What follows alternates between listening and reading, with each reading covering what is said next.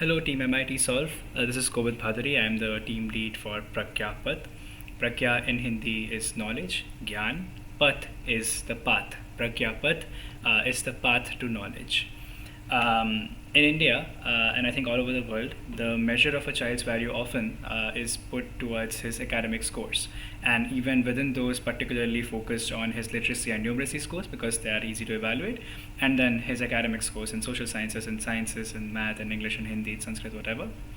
And the problem with sort of evaluating a child based on these measures is that a lot of a child's development cannot be contained within these multitudes. So, for example, how curious is a child, or how kind is a child, or how hardworking is a child, is very hard to measure in terms of English or math or Hindi.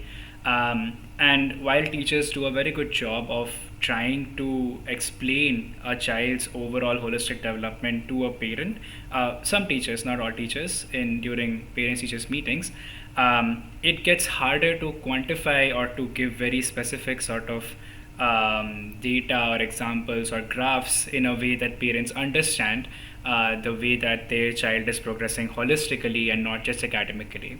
So me and my team, we run a school called Sura in the hills of Uttarakhand, and we put a particular focus not on the head of education, which is high rigor academics, but on the heart, which is emotional social regulation, and the hands, which is practical skills and livelihoods. And we believe that any education should be holistic and comprehensive, and the measurement of that education should also therefore be done holistically.